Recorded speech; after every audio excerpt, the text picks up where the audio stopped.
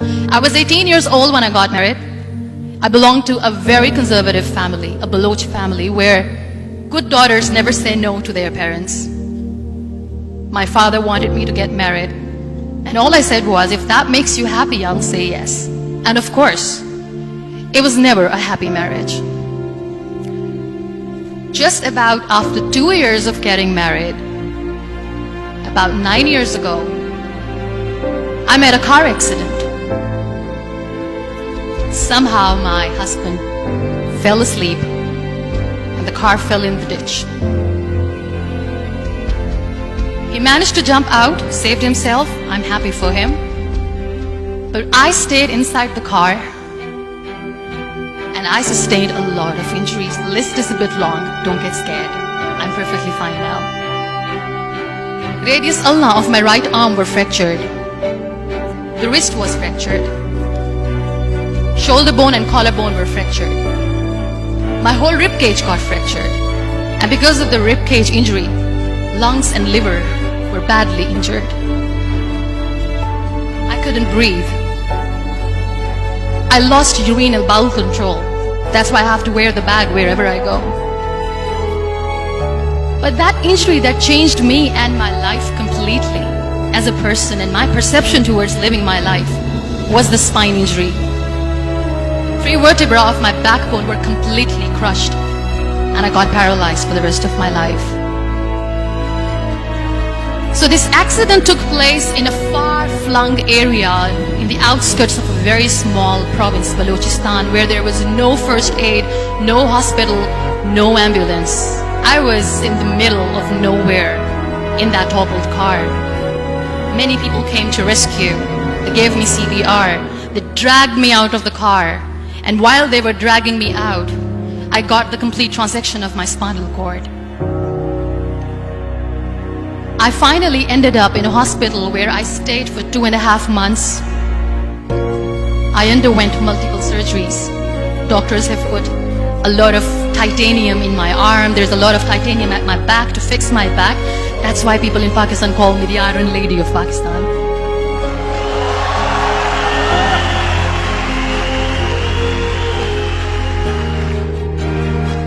Those 2.5 months in the hospital were dreadful.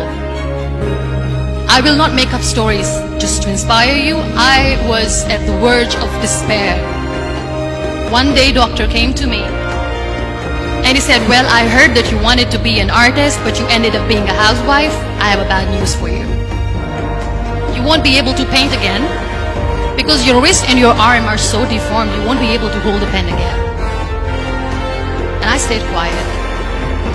Next day, doctor came to me and said, your spine injury is so bad, you won't be able to walk again. I took a deep breath and I said, it's all right.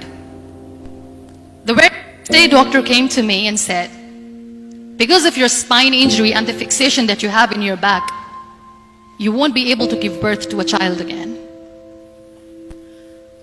That day, I was devastated. I still remember, I asked my mother, why me?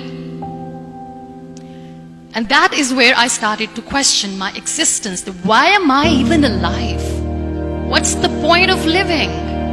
I cannot walk, I cannot paint, fine, I cannot be a mother. And we have this thing in our heads, being women, that we are incomplete without having children.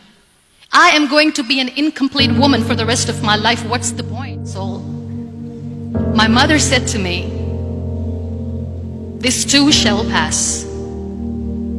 God has a greater plan for you.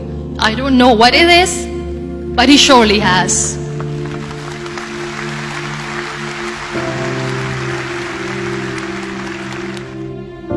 So what kept me going was, one day I asked my brothers, I know I have a deformed hand, but I'm tired of looking at these white walls in the hospital and wearing these white scrubs. I'm getting tired of this. I want to add more colors to my life. I want to do something. Bring me some colors. Bring me some small canvas. I want to paint. So the very first painting I made was on my deathbed, where I painted for the very first time. There were a lot of infections in my body, a lot of allergies. So doctors wanted me to lie down on the bed straight for not 6 months, for not 1 year, for 2 years. I was bedridden, confined in that one room, looking outside the window, listening to the birds chirping, and thinking maybe there will be a time when we'll be going out with the family and enjoying the nature. That was the time where I realized how lucky people are, but they don't realize.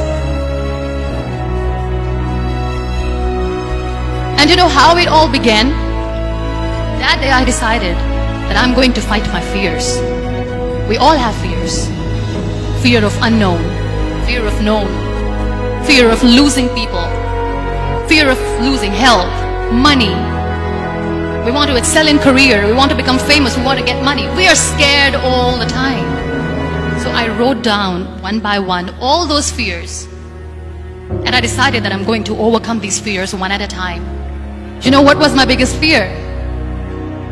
Divorce. Work.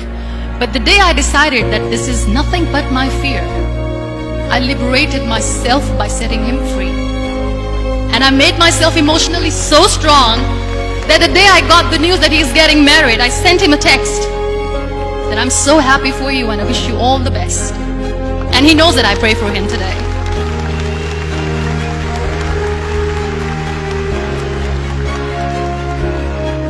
My biggest fear, number 2, was I won't be able to be a mother again. And that was quite devastating for me. But then I realized there are so many children in the world, all they want is acceptance. So there is no point of crying, just go and adopt one. And that's what I did.